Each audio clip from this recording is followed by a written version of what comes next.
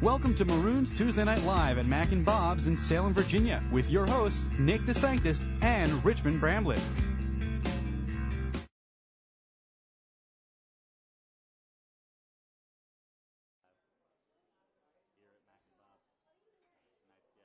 On October 2nd show, women's soccer player Jordan May, men's soccer player A.J. Tierce, cross-country runner Austin Grubb, cross-country runner Leah Schimler, field hockey player Julian Brown, and assistant athletic director Brad Moore. We'll also have strength and conditioning coach Dave Sampson for this week's edition of Workhorses of the Week. But first, we're going to go ahead and... The field hockey team is coming off a big win against Sweetbriar College on Saturday by a score of 7-1 during family weekend. They're 2-7 overall and 1-2 in the ODAC. Devin Huddleston got the scoring off with 2 goals, followed by a hat trick from Allison Denton and 2 more goals from Marceline Peak in the 70-minute contest. The Maroons outshot the Vixens 23-1 and outplayed them with penalty corners 19-1. The Maroons soccer team holds a record of 5-3, 3-1 in ODAC play, and the last 2 games have been big in the career of Scott Allison. 2 big milestones: the 300th win over Guilford College. A.J. Tierce had the game-winning goal. It was 67 minutes into the contest on a penalty kick, and Friday night defeated Hampton Sydney 2-1, and that was Allison's 500th overall game with the program. Tyler Carball and Robbie Lentine had a goal each, and Patrick Bain had an assist. And moving on to volleyball, the volleyball team is 3-1 in their last 4 contests and have an overall record of 10-8. They defeated Ferrum 3-0, Mary Baldwin 3-0. In Mary Baldwin's contest, Sarah Long had 8 kills, Shannon Stone tallied 14 assists, and Mackenzie Tyree tallied 12 digs. They also defeated Southern Virginia by a score of 3-1. Allison White, 11 kills, 4 service aces. Shannon Stone had 20 assists, 11 digs, and 6 kills. And Mackenzie Tyree had 16 digs and 6 kills. The only contest that they did lose was the contest against Emory and Henry. That was an 0-3 score there. Samantha Klosterman with 6 kills. Alexander Martin with 9 assists. And Mackenzie Tyree with 6 digs. Allison White leads the team in kills with 134, while Shannon Stone continues to climb up the career assist list with 212 this season. Macy Tyree has a team high of 29 service aces, and Mackenzie Tyree leading the team in digs with 238. The women's soccer team is 6-1-1 in their last 8 games, and they lost their most recent match to Bridgewater 2-0 on family weekend. However, they defeated Sewanee University and Randolph College by scores of 4-0 before that.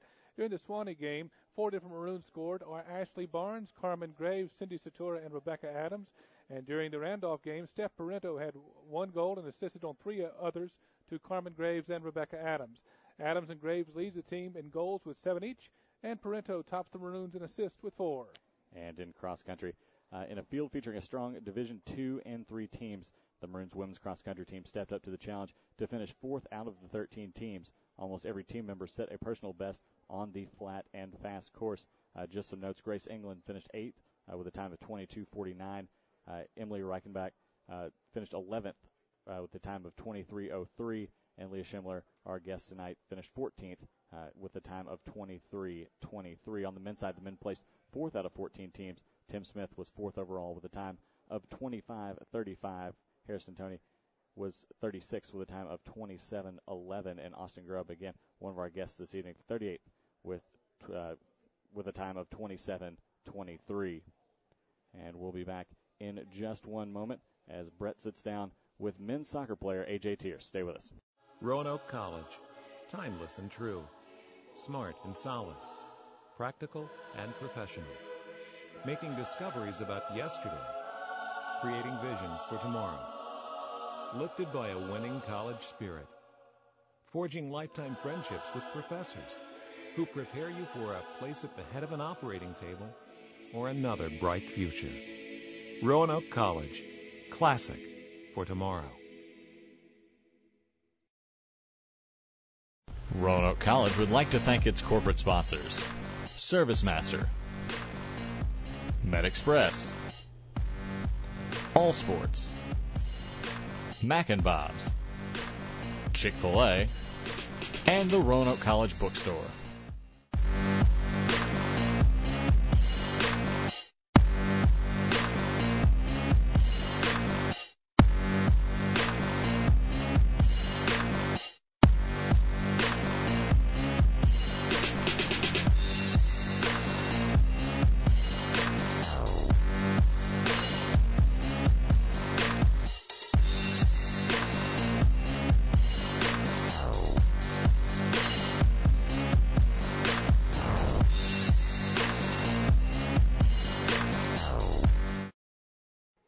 Welcome back to Maroons Tuesday Night Live here at Mac and Bob's. We're with men's soccer player A.J. Tierson. A.J., one of the things we like to ask student athletes coming on the show, as we welcome you to the show, is what brought you to Roanoke College? What interested you in the school?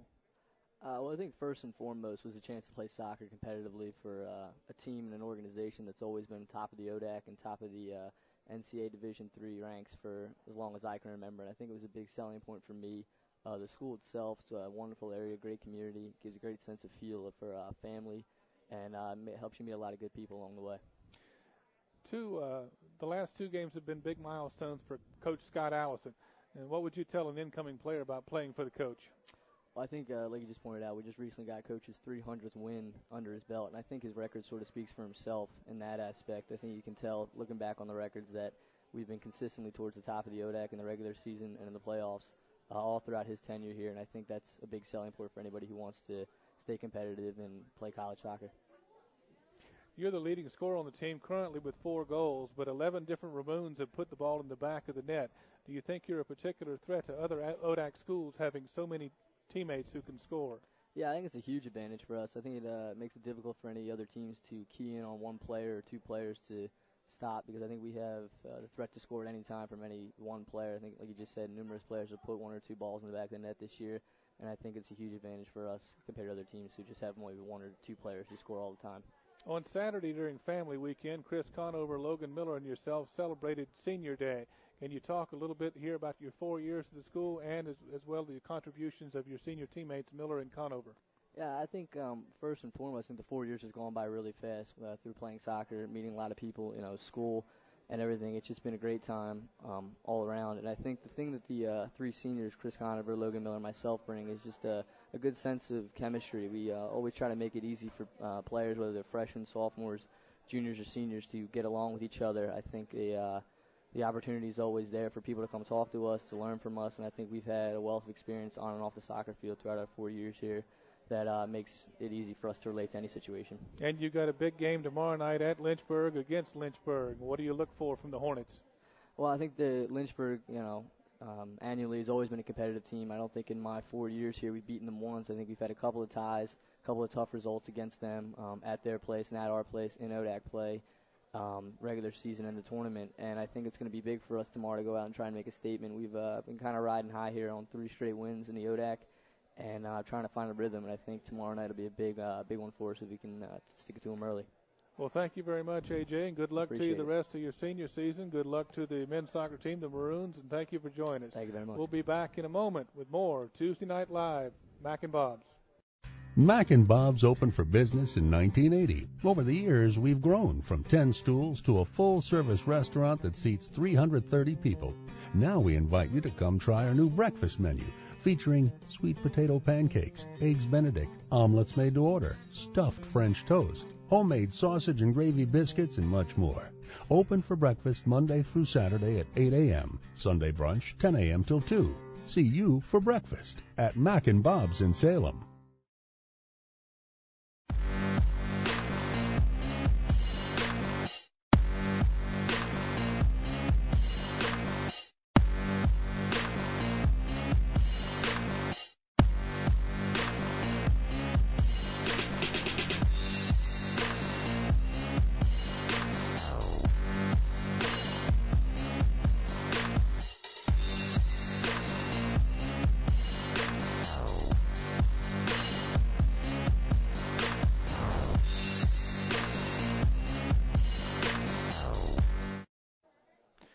Welcome back to Maroons Tuesday Night Live here at Mac and Bob's, and we'd like to welcome in women's soccer player Jordan May. And Jordan, you're a local product from Jefferson Forest High School, and you played for Coach Mark Meyer.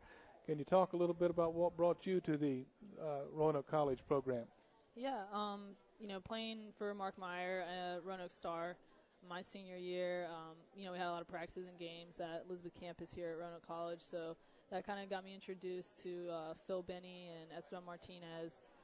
They were able to come to a lot of my games, and I did a recruiting trip, and I really loved it here, and so ultimately, this was my first choice, and luckily I got in, so it's been fun.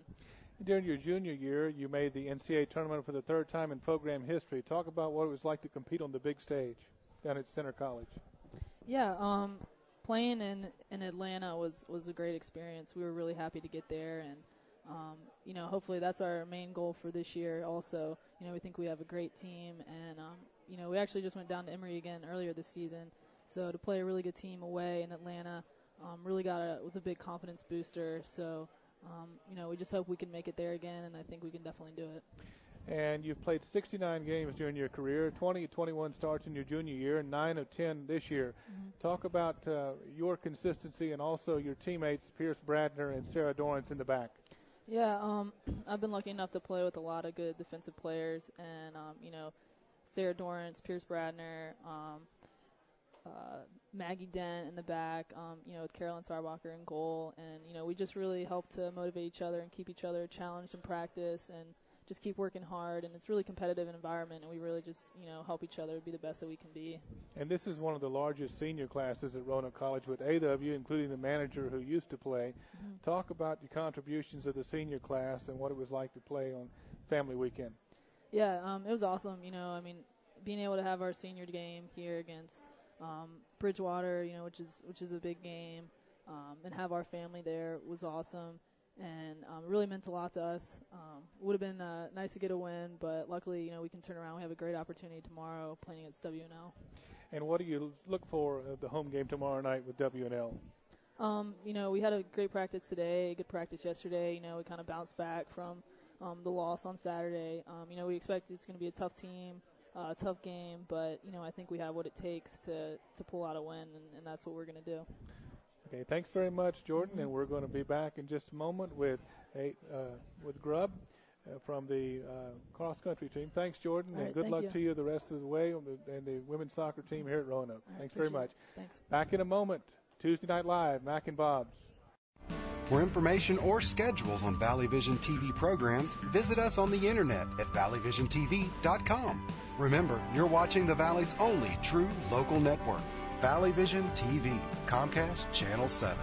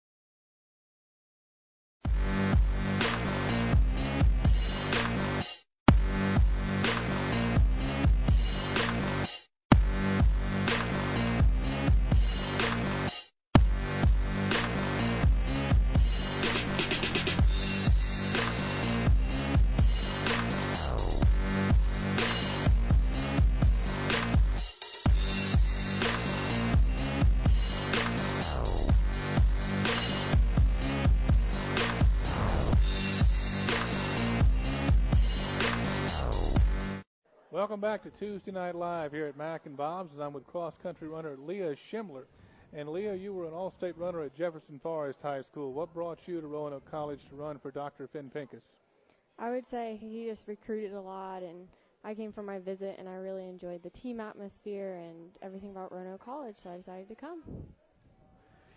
And in the ODAC Championship last fall, you finished 18th in the 6K with a time of 24:54. What's your goals for the ODAC Championship in 2012?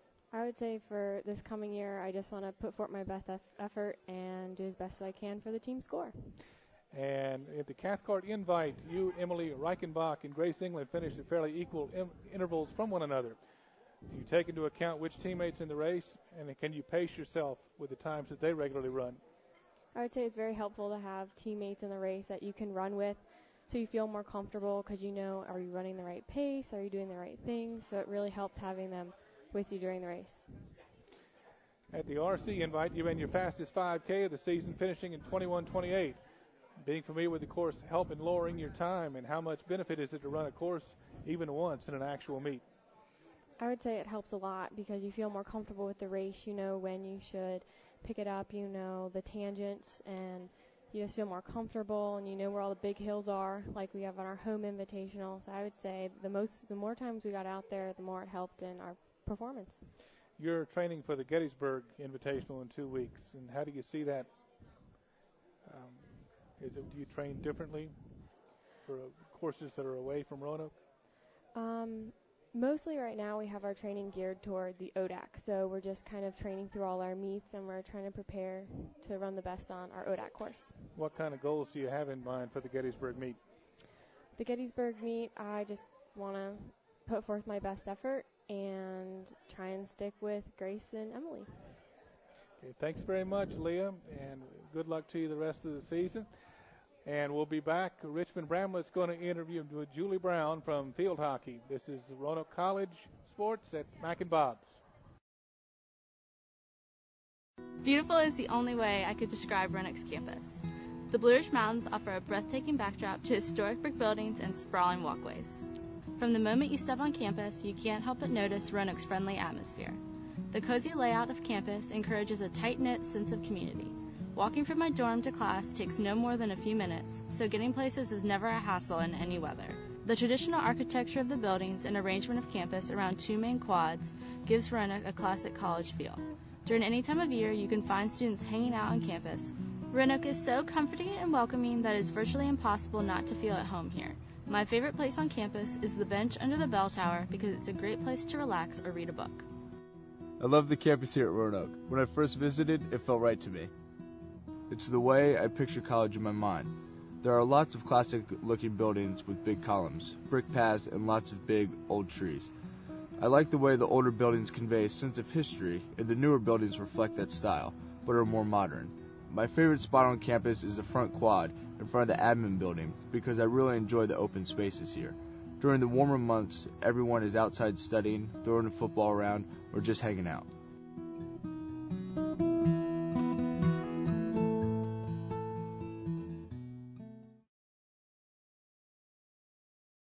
Roanoke College. Timeless and true. Smart and solid. Practical and professional. Making discoveries about yesterday. Creating visions for tomorrow. Lifted by a winning college spirit. Forging lifetime friendships with professors who prepare you for a place at the head of an operating table or another bright future. Roanoke College. Classic for tomorrow.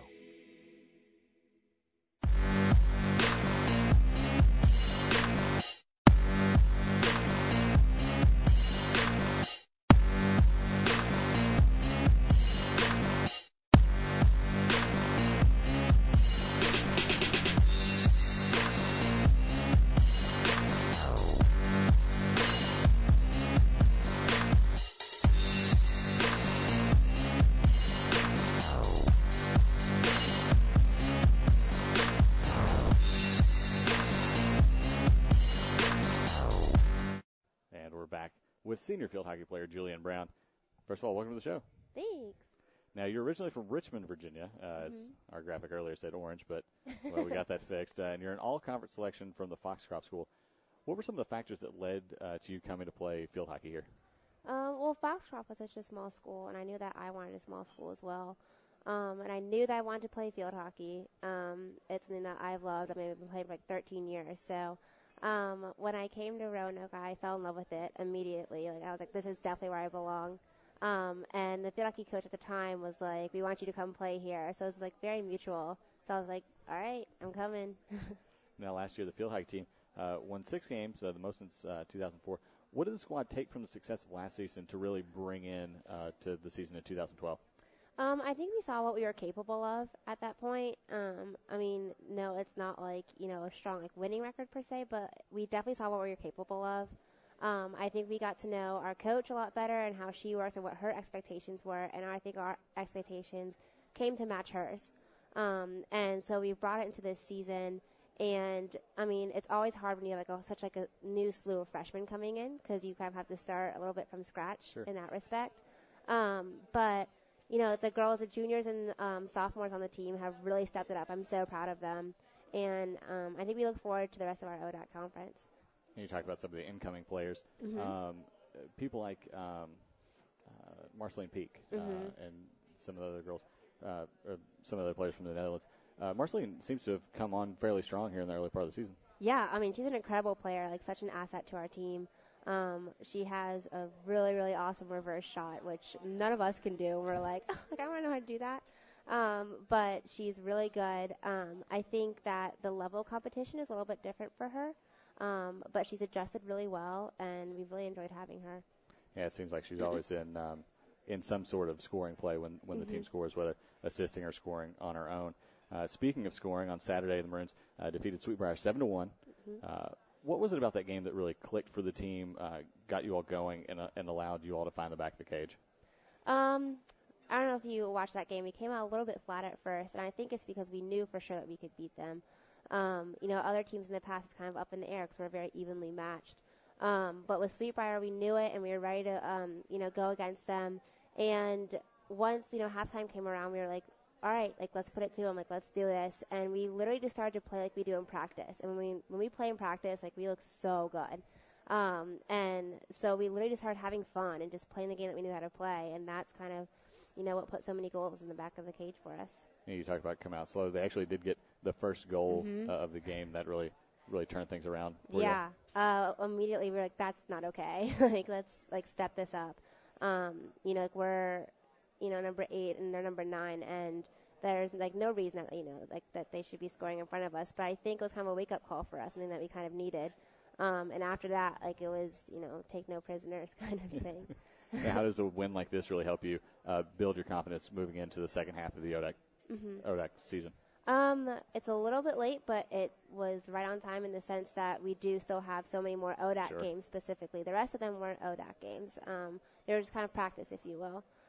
So, we're ready to go, and, we're obviously very capable of winning. And I think if the girls play the game that they know how to play and the game that we play in practice, we could really take a lot of the teams that we have coming up.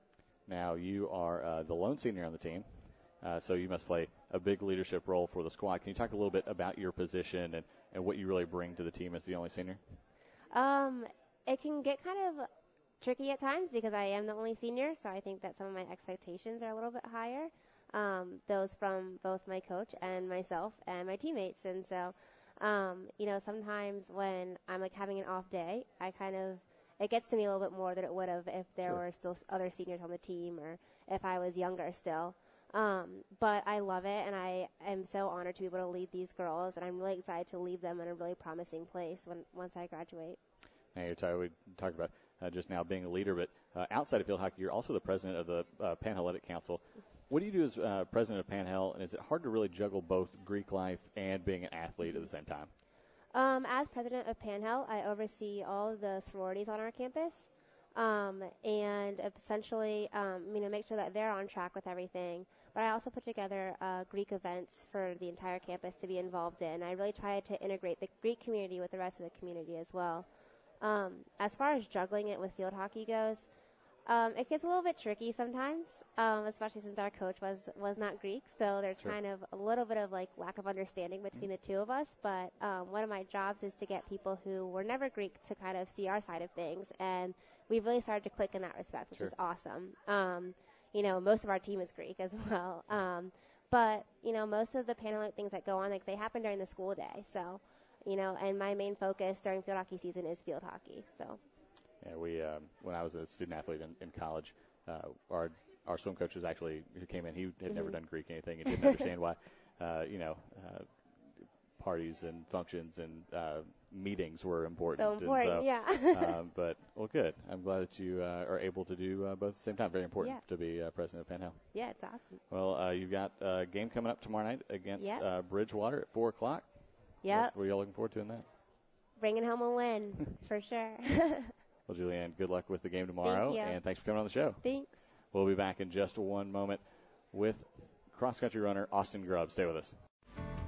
If you would like to sponsor this program or advertise on Valley Vision TV, call us at 540-397-1051 or email to sales@valleyvisiontv.com. Remember, you're watching the Valley's only true local network, Valley Vision TV, Comcast Channel 7.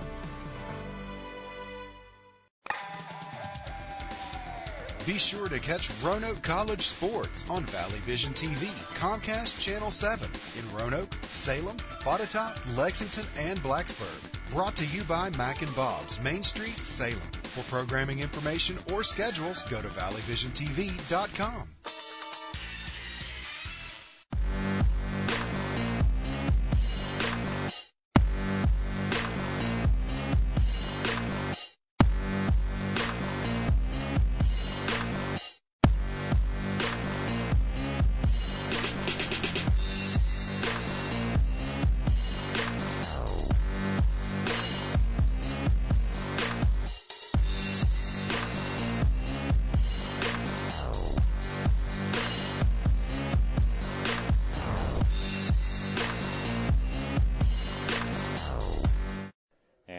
With cross-country runner Austin Grubb. Austin, first off, welcome to the show.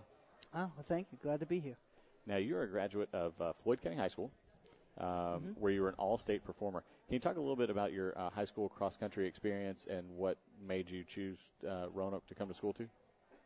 I had a really good cross-country season. In cross-country experience in high school. In 10th grade, that's when I moved to Floyd County. Okay. I had transferred from Grayson County before, whereas it was a good spot to start. I was able to run third on the team there, and the team helped me get there, helped me get a stand in cross country. And then my brother and I were both ran cross country at Floyd, and it was really cool because the people we started with, the main people we started with in 10th grade, were able to basically run with through a whole cross country career. So kind of able to build the team from 10th grade, and that was really exciting, and that did well. As far as coming to Roanoke College, I'd known some people that had come to it, and it was a good school from what I'd heard. I liked it, and then Coach Pincus had showed some interest in me and actually came and talked to me some, and I think that made a big difference and a big impression, just having someone actually wanting me to run for their college team. Now, when you said that you moved to Floyd County, had you run any before, very much before you came to Floyd County?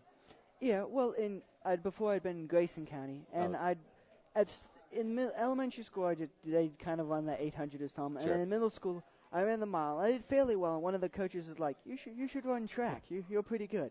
So then I tried track, and then my 9th grade year I actually tried cross country. So I was able to be on the cross country team at Grayson my freshman year, and that was really exciting. I really liked. I like cross country, being out in the open, Sure. running through the fields and woods. It's a lot. It's exciting. So now, cross country can be considered at some points both an individual and a team sport. How do you train on your own, and what about the team aspect of cross country do you really enjoy? Well, on your own, you have your own times you're running for, your own things you're pushing for, and the coaches will generally give you a target in especially walkout, shorter stuff, speed things, and then you try to hit those times.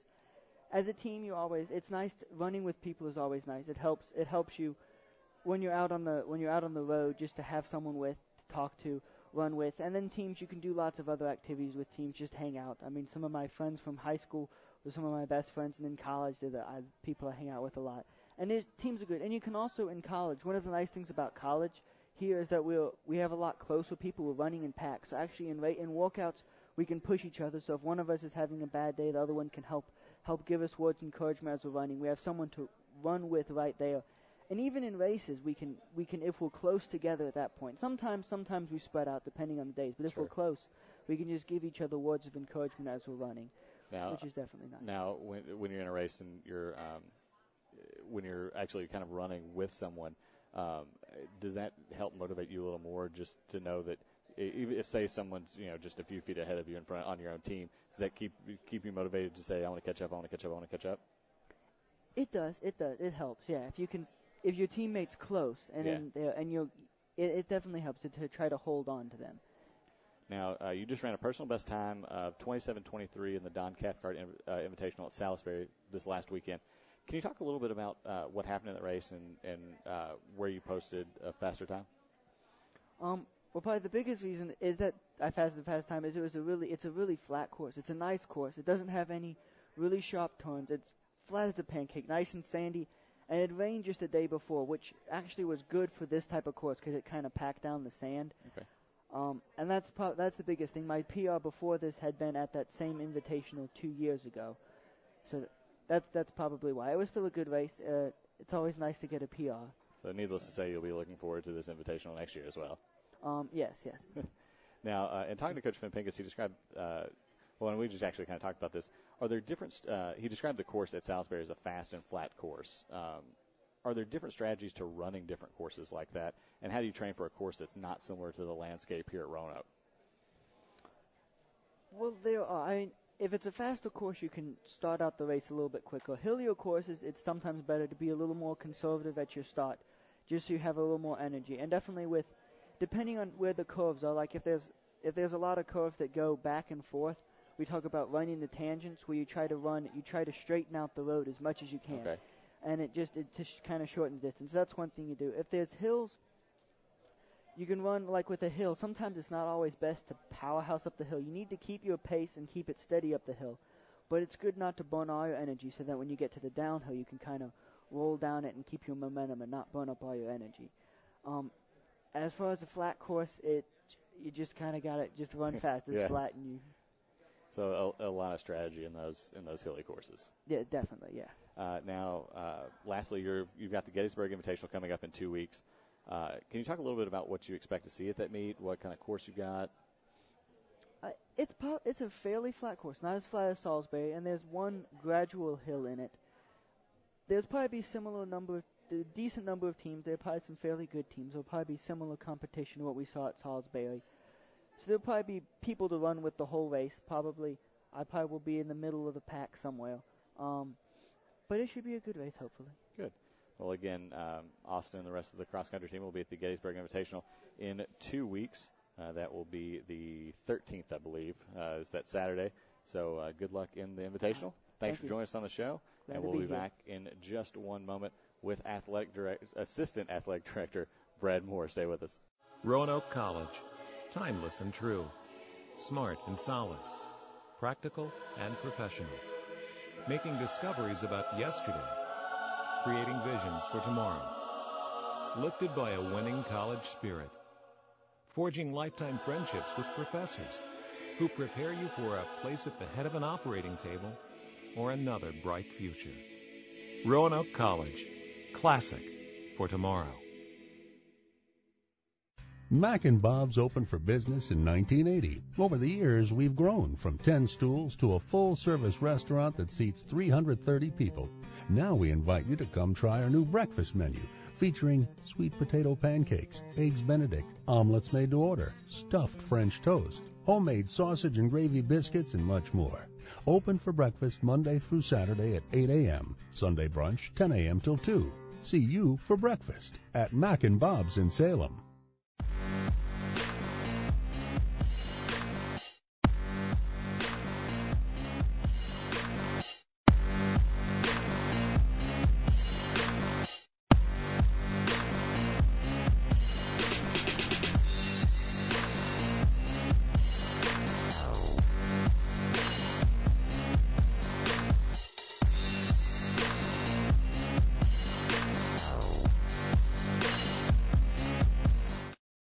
we're back with Assistant Athletic Director Brad Moore. Brad, welcome to the show.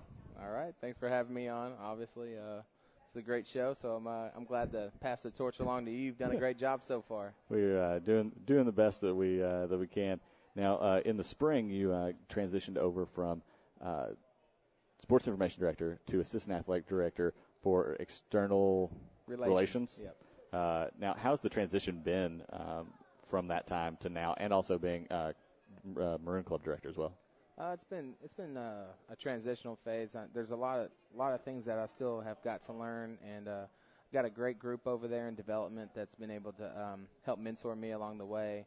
Alumni relations has been great to work with, putting together a couple of events and stuff. But just a great group to work with over there in development, and I'm looking forward to new challenges. And I know I'm going to continue to make a few mistakes because of my initiative, but everything I do is for the good of the college and for the Maroon Club and for the athletic programs, and I'm just looking forward to this great year and the first full year of the Maroon Club, Sure. ready to get going. So I'm energized. Now with the Maroon Club reaching out to all of the Roanoke College community, alumni, non-alumni, just anybody, but especially with the alumni, you've seen a lot of them play you've seen a lot of great games since you've been here since 2007, 2008, Yes, correct. 2007. But again, you've been doing the research with the archives and all that to kind of get to know about the history of this place.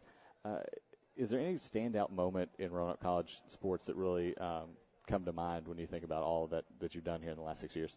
Oh man, there's quite a few. I'll try to break it down as simple as possible because I've dealt with all 19 sports. But I'll tell you, Robin Yurkus winning the 2009 Indoor Track and Field Championship in the 400 meters. That was quite an accomplishment for her and for the school. As the only national championship I've been involved with since being here, and she's she was a very talented runner. And I just felt fortunate just to even be a part of that whole process of getting to cover her throughout that whole process to the championship round. So another one was men's lacrosse great run in 2011 when they went to the national semifinals. I thought that was incredible. The odds were stacked against us. We lost a lot of talent from that 2010 team when we lost in the overtime loss to Stevenson, and we lost Trey Keeley. He had suffered a broken collarbone, was out for the year, and that was the first round of the NCAA playoffs.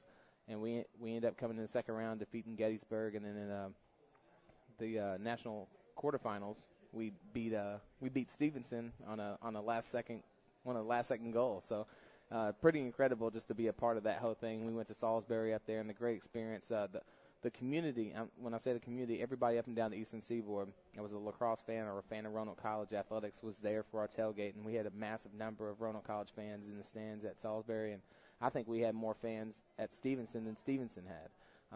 And just the people that were able to travel and be a part of that whole experience was amazing. And I'd have to probably say the third one would be the volleyball team beating Washington and Lee in a five-set match in the ODAC tournament to knock them off. And they were the 8-time defending conference champions, and they had a 54-game win streak, and they snapped it, and they were down 2-0. So anybody that knows anything about volleyball in a best-of-5, set play that's pretty hard to come back from. So and actually the other team stopped playing on the other court to watch us play, to watch Roanoke play, and for that improbable comeback was amazing. So those are my three that stand out in my mind. Yeah, I was actually looking around the building. We've actually had the softball team here as well, and I've only been here. It's my first official year here, and I got to be part of that. We all got to be a part of that, and if I had one so far through my thing, I think definitely the softball's run to the fourth place in the NCAA tournament. I'm glad you said that because you actually bailed me out. If not, I know a couple of interns that's been with me would probably kill me if I didn't say anything about them. But that was an amazing run by them to have 11 players in the postseason, win the ODAC tournament, knock off the number one team in the country. Yeah, knock off the number one team in the country at the regionals, and then beat the host team of the regional tournament in Christopher Newport, which was a great team. We had to beat them twice, and then come in the World Series and have that big win against Tufts in front of that great crowd. I tell you, I've never seen a crowd that large to watch a softball game, and we had 2,000 fans, around 1,500 fans per game that Roanoke was in. And for the championship game, I think there was like 100 people there. So I know that the city of Salem and the NCAA were very happy to see Roanoke College play at the Moyer Complex.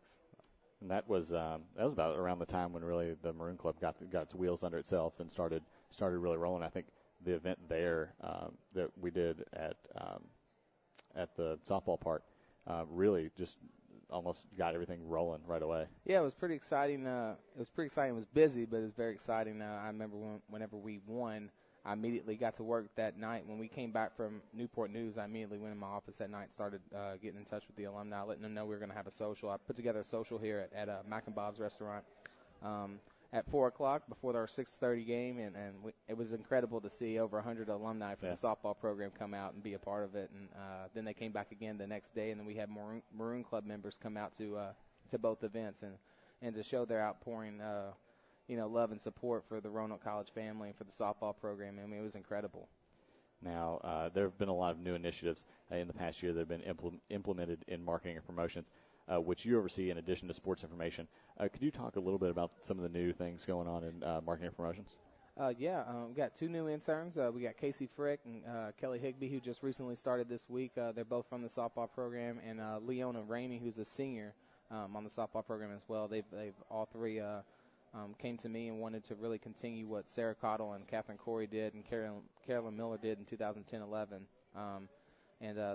Those three I mentioned just previously have really raised the bar for my new 3 interns coming in. Sure. And we had a great event against Guilford for Scott's 300th win. And it was incredible to see the tailgate that the men's lacrosse team did. And I want to compliment Braden Gary, who's the captain of the men's lacrosse team, for putting that together and really taking the initiative. Him and his fellow seniors really pulling together the tailgate. And a lot of people came to that thing. And then Friday night for Parents Weekend, Family Weekend, we played Hampton-Sydney in a 2-1 victory for men's soccer. But we had it was awesome to hear a roar. When somebody scored a goal, you can actually hear that the fans erupt, and I think we had over 1,000 people. I mean, Kerr Stadium was almost full capacity that night, and it was probably one of the largest crowds I've ever seen for a Roanoke College soccer game. And again, we always encourage everybody to come out, be a part of that. Hopefully, try and get the stands as filled as possible. Every game we can possibly get, always enjoyable. Now, going kind of on your day-to-day activity, could you kind of walk us through a day during the week for you in your new role? I know each day is almost a new surprise every time almost. Yeah, it is. Every day is different. But that's what I love about this job is that every day I walk in, there's going to be something different for me to do. Every day is an adventure, and every day is a surprise, whether it be good or bad or indifferent. But usually I start up, and I get up about 6:30 in the morning, and I'll go and schedule my meetings early in the morning so that way they're out the way if it's off campus. So if I'm dealing with other looking for sponsors for our programs to help support us, and I usually try to knock those out early in the morning or late in the afternoon. But in the middle of the day, I've got meetings on campus that I got to go to, and obviously in the evenings is where I execute my work. So usually after 4:30, 5 o'clock is wherever I'm spending a few more hours in the office trying to execute everything I met. Everything I told people I was going to do at meetings. That's when I'm executing is in the evening. So. It's a pretty full day, but I enjoy it, and I love Roanoke College, and I didn't even go here, but I felt like I went here after digging through all the archives as a sports information director, and then just seeing the students and how much they love being on campus and how much they love going to the athletic events, and the alumni that come back and just are always amazed about everything that's going on, the new happenings at Roanoke College, and that excites you, whenever you hear stuff about that really excites you, and especially in my role, I can't wait to go out and meet new people, new alumni that I haven't met before, just to talk about the great happenings at Roanoke College. So. Yeah, and you touched just a hair on this next question, but what's really the biggest adjustment to your new job? What's the most gratifying? I think part of the gratifying part you spoke on a little bit just now, but what's the biggest adjustment to your new job? The biggest adjustment to my new job is just we're still in that transitional phase, so I still want to help out our coaches. Even though I've moved into different responsibilities, I still want to make sure that the student athletes get all the things that they have gotten from me as an event manager, or as a sports information director, or in marketing promotions, or with social media, or with this talk show. I want to make sure that the number one thing is about the student athletes, and I really want to make sure that I'm doing my part to make sure that's a smooth transition for the coaches and help the coaches in their transition as well. But that's been the biggest adjustment to the job is really that. But and the most gratifying I got to go back to again is just when the alumni come back and they're just so proud to be a Roanoke Maroon. You know, it's not a Roanoke College men's soccer player, Roanoke College men's lacrosse player, Roanoke College women's basketball player. It's just being a Roanoke Maroon. They're just so proud to be a Roanoke Maroon, and that really just excites me whenever I'm talking to everybody about the Maroon Club or talking to everybody just about the happenings at Roanoke College, whether it be in the athletics or just Roanoke College in general. You know, we've got so many great accomplishments that the school has achieved in my 5 years here, and the college has changed so much, and I feel like I'm growing with the college. So sure. I'm very excited about this year and ready to get started. And I know I've got a great boss in Scott Allison that really has been a great mentor to me, been a great leader for me, and I respect him my whole life for letting me. He gives me a little leeway to get things done, and I really appreciate that. It's helped me grow. So I'm anxious for this year to get started. So any Maroon Club events coming up?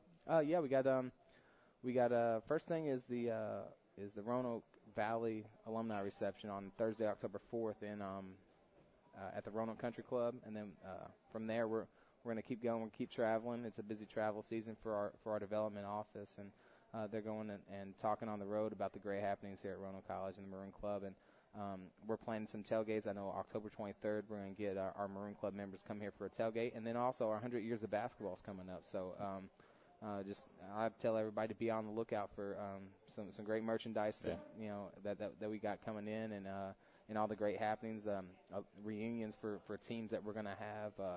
Alumni weekend will be a big weekend for the 100 years of basketball. So I'm really excited to get going with that, and also the Hall of Fame, which is also alumni weekend. Sure. So we'll put that stuff together as well. So, but a lot of other events that'll happen. So just stay on the website. Stay tuned, everyone. Yeah, I've seen a lot of the 100-year stuff, and it all looks really good. I think everybody's going to be excited about what all's kind of coming down the pipeline. Yeah. And if I'm not mistaken, not all of them, but some of the Maroon Club events are actually on the calendar on the website as well. Yep. So you can check out those, see if we'll be in your area anytime soon with those. And again, it's roanoke.edu/Maroon Club. Yep, that's it. So check out the website. Go there, see how you can be a part of the Maroon Club, Brad. All right. Always a pleasure. Thanks for joining absolutely. us. And we'll be back in just one moment with Dave Sampson with Workhorses of the Week. Stay with us. Be sure to catch Roanoke College sports on Valley Vision TV, Comcast Channel 7 in Roanoke, Salem, Botetourt, Lexington, and Blacksburg. Brought to you by Mac and Bob's, Main Street, Salem. For programming information or schedules, go to valleyvisiontv.com. Roanoke College would like to thank its corporate sponsors: ServiceMaster, MedExpress, All Sports, Mac and Bob's, Chick-fil-A, and the Roanoke College Bookstore. If you would like to sponsor this program or advertise on Valley Vision TV, call us at 540-397-1051 or email to sales@valleyvisiontv.com. Remember, you're watching the Valley's only true local network, Valley Vision TV, Comcast Channel 7.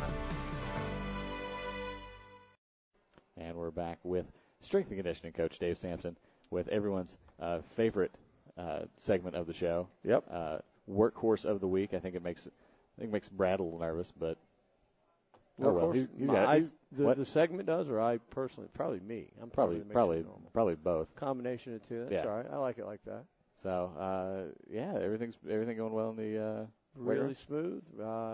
Good stuff in the weight room. Good stuff out on the fields with all the teams. I know they're right into the meat of the ODAC schedule. Yep.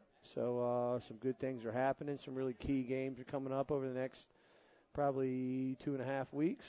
So they've been working hard, and hopefully good things will happen. Yeah, I saw you out there with the men's soccer team earlier today, I think. Yeah, they were. They had a good practice. They've had a good week. We got a really big game coming up with Lynchburg tomorrow night down at the Bag at 7 p.m. I told the guys before practice today, after they finished with me, it's tomorrow night should be a payback game. I know we tied them at our place last year, and I looked down at the end of the bench on Lynchburg's side of the field, and they were celebrating the tie because they knew they were lucky to get out of there with the tie. So, I'm going to challenge them to go down there and take a win from Lynchburg down at Lynchburg tomorrow night, and I think I like their chances. Well, we were already talking about the men's soccer team. Let's go ahead and get into the workhorses with men's soccer here. Yeah, let's put them up there. Up first, our freshman goalie from Blacksburg, Virginia, Cole Sinclair.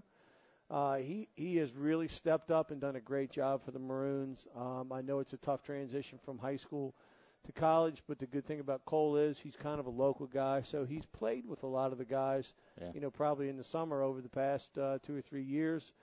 Next up, Tyler Carball, also sort of a Blacksburg transplant. You know what, the kid is in the weight room outside of the team probably 2-3 times a week, as well as conditioning with me. And Tyler's up there because he's just a phenomenal worker, and he had a game-winning header against Virginia Wesleyan down at Virginia Wesleyan, which is just a feather in his cap there because it's good to beat those guys on their home turf.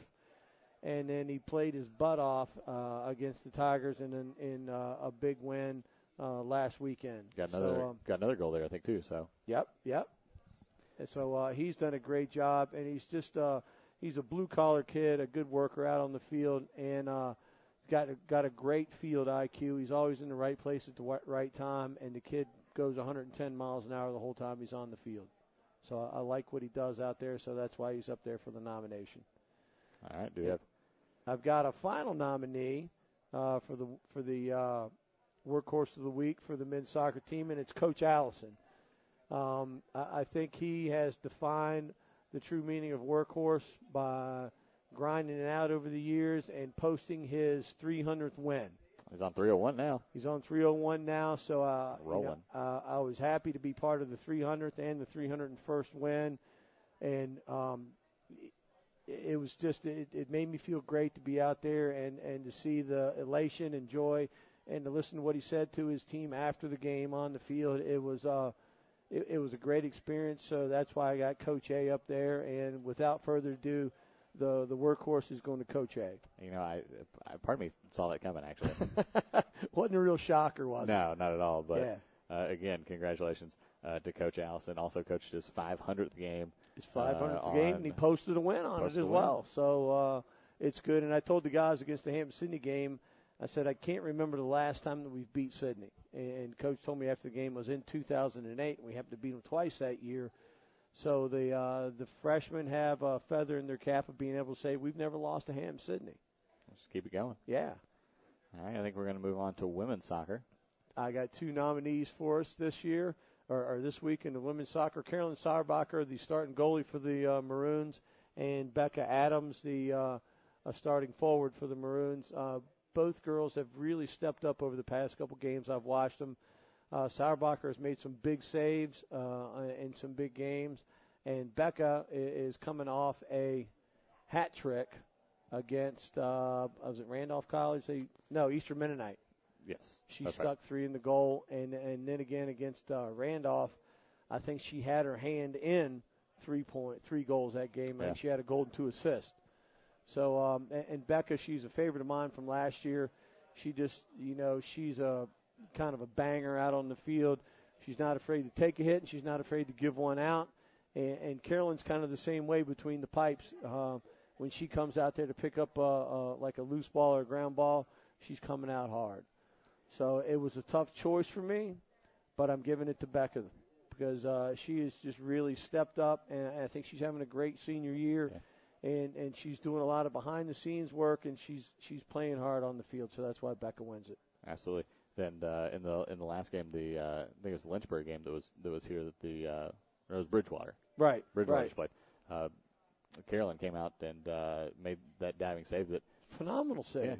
Yeah, she took the girl down, and I thought the girl ended up kicking her instead of the ball, and you know what? She didn't bat an eye. She just hopped right back up, laying on the ground, rolling around and stopping the clock and all that. She's a tough kid, and she does a good job for us. Yeah.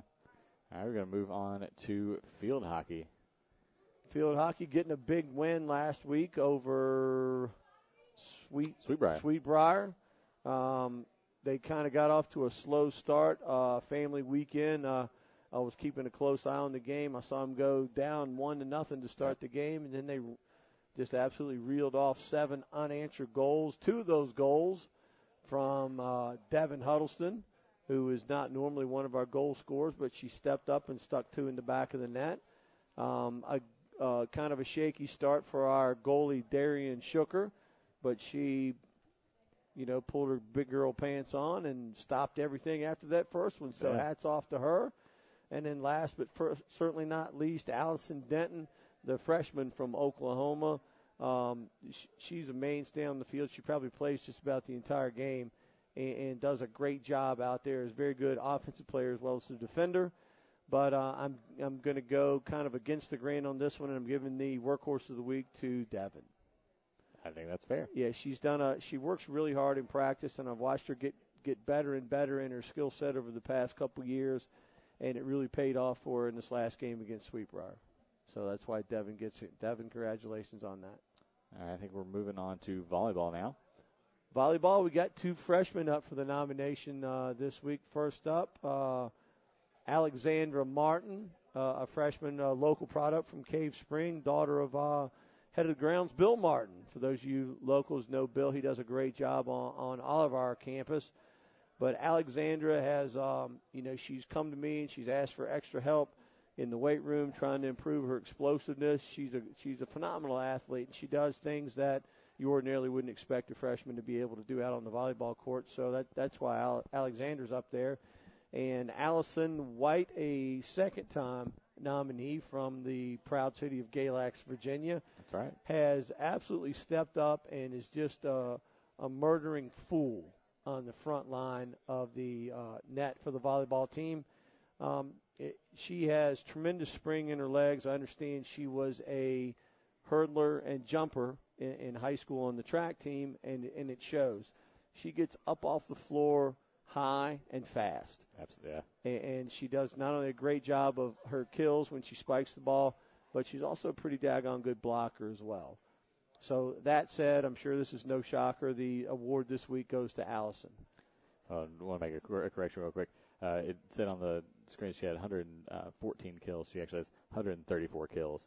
So that's quite a bit more, isn't it? Can't discredit her for the 20 extra kills. So. Yeah, that's a good pickup there. Yeah. Allison, sorry for that. We our heart's in the right place. So if anything, hopefully it makes you a little angry and you take it out on your opponents the rest of the week. And one last one. Actually, 2 last ones. We're going to have cross country here. Yep. Coming up, we'll start with the men's first. Brian and Dan, 2 guys I talked to, Coach Blickel. These guys had phenomenal meets this past weekend, family weekend. The guys and the girls both have done a great job this fall. And so these guys, I'll give them credit. These guys are in the weight room. Carl and Finn have them in the weight room. Probably even in season for cross country, they're in there 3 days a week, which, you know what, I got no problem with that. I'm happy with that. And not only that, when they're in there, they really do a good job of working hard. It's kind of tough for me to get out and see a cross country meet because it's out somewhere off a 12 o'clock knob or something. That's plus it's usually muddy. I don't like the mud. I don't either. But Brian and Dan, I'm going to give them a co-award.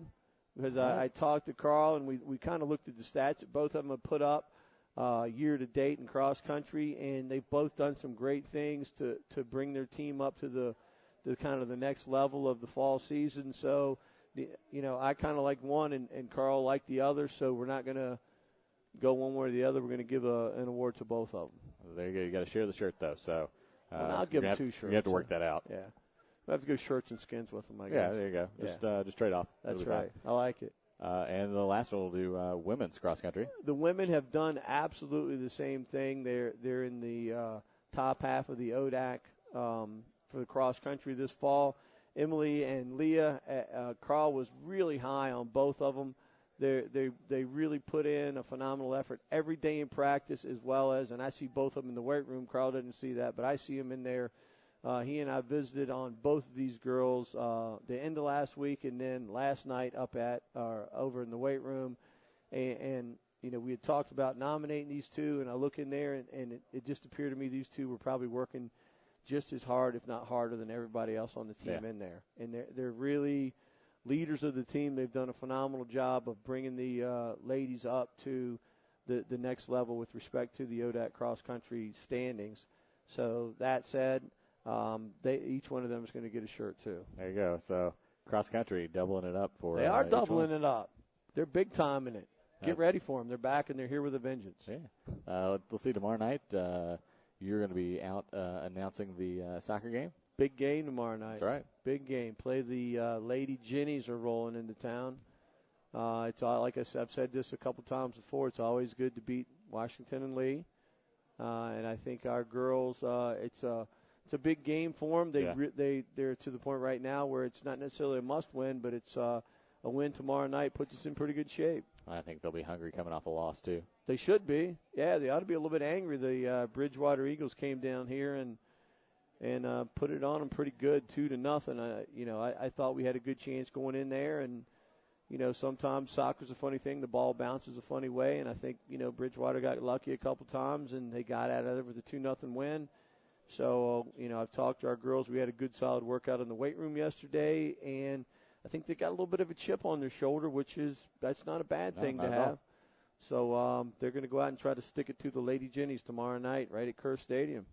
Well, again, 7 o'clock, come see Sampson do PA for the game. It's exciting. Yeah, absolutely. Yeah, it's a crowd pleaser. Yeah. Maybe even a little halftime entertainment mixed in there. I don't even know yet. Who knows? It could get crazy. We'll have to ask our marketing and promotions interns what we're going to do. And if he's too loud for you, I'll be inside with volleyball at 7 o'clock at the same time too. Revving it up there too. Yeah. Yeah, it's a twin bill. That's right. Some inside, some outside. Doesn't get much better than that. Not at all. No. Samson, always a pleasure. Always. I enjoy it. We'll be back in just one moment as Brett and I wrap things up here on Tuesday Night Live. Stay with us. Beautiful is the only way I could describe Roanoke's campus. The Blue Ridge Mountains offer a breathtaking backdrop to historic brick buildings and sprawling walkways. From the moment you step on campus, you can't help but notice Roanoke's friendly atmosphere. The cozy layout of campus encourages a tight-knit sense of community. Walking from my dorm to class takes no more than a few minutes, so getting places is never a hassle in any weather. The traditional architecture of the buildings and arrangement of campus around two main quads gives Roanoke a classic college feel. During any time of year, you can find students hanging out on campus. Roanoke is so comforting and welcoming that it's virtually impossible not to feel at home here. My favorite place on campus is the bench under the bell tower because it's a great place to relax or read a book. I love the campus here at Roanoke. When I first visited, it felt right to me. It's the way I picture college in my mind.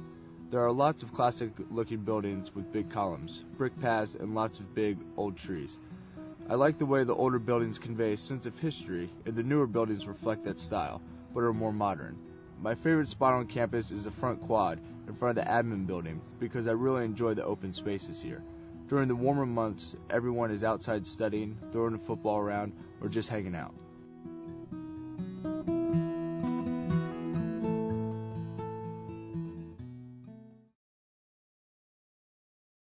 Mac and Bob's opened for business in 1980. Over the years, we've grown from 10 stools to a full-service restaurant that seats 330 people. Now we invite you to come try our new breakfast menu, featuring sweet potato pancakes, eggs Benedict, omelets made to order, stuffed French toast, homemade sausage and gravy biscuits, and much more.